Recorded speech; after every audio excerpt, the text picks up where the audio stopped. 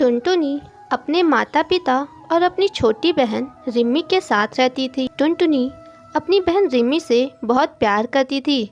उसके माता पिता एक किसान थे।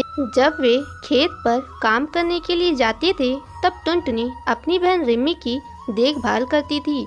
एक दिन जब टुनटुनी के माता पिता खेत से घर वापस लौटे तब टुनटुनी अपनी माँ से कहती है, माँ, दूध खत्म हो गया है और रिम्मी कब से रोए जा रही है। तुम मुझे पैसे दो, मैं पास वाली दुकान से दूध खरीद कर लाती हूँ। टुनटुनी अपनी माँ से पैसे लेकर जाने लगती है।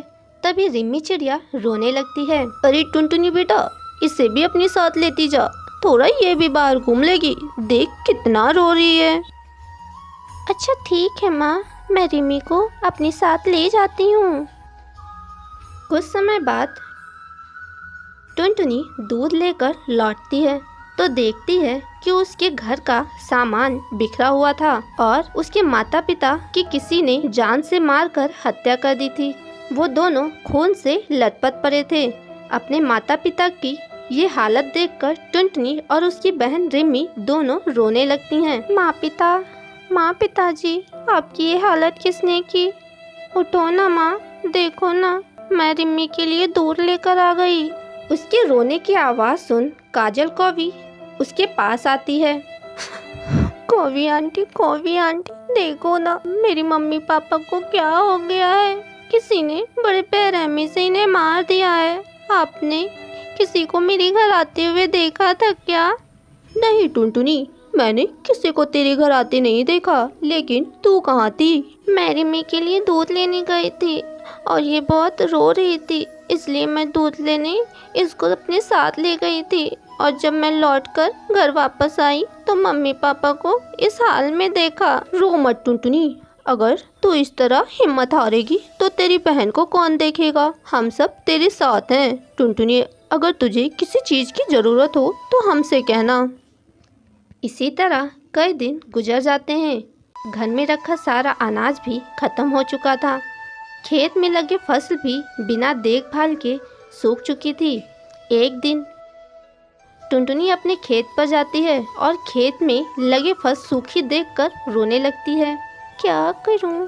घर में अनाज का एक भी दाना नहीं है और माँ पिताजी ने जो फसल लगाया था वो भी सूख चुका है।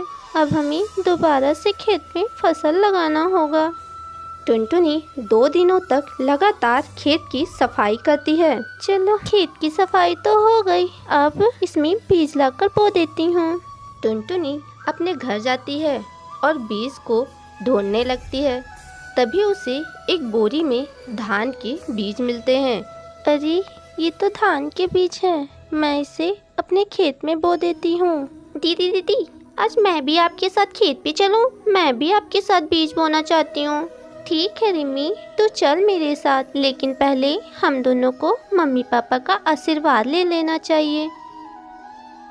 माँ पापा, आज हम दोनों खेत में बीज बोने जा रहे हैं। आप हमें आशीर्वाद दीजिए कि हमारी फसल बहुत अच्छी हो। दोनों बहनें मिलकर खेत में धान के बीज बो देती है। टुनटुनी और रिम्मी दोनों मिलकर अपनी खेत की अच्छी तरह से देखभाल करती है। कुछ ही दिनों में उनके धान की फसल लहराने लगती है। ये देख रिम्मी, हमारे खेत की फसल कितनी लहरा रही है। फसल बेचकर हमारी तो अच्छी कमाई हो जाएगी। अगर मम्मी पापा आज जिंदा होते तो वह कितने खुश होते। दीदी, मुझे मम्मी पापा की बहुत याद आ रही है। तो रो मत रिम्मी, मम्मी पापा जहाँ भी होंगे उनका आशीर्वाद हमारे साथ है। फसल पक जाने के बाद टुनटुनी और रिम्मी दोनों मिलकर फसल को काटते हैं और उन्हें बाजार में जाकर बेच देते हैं।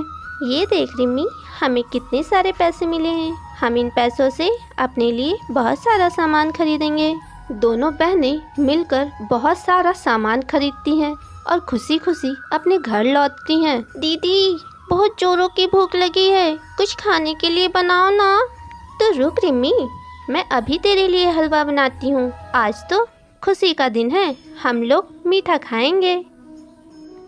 फिर टुनटुनी चिड़िया हलवा बनाती है इस तरह दोनों बहनें खुशी खुशी रहने लगती हैं।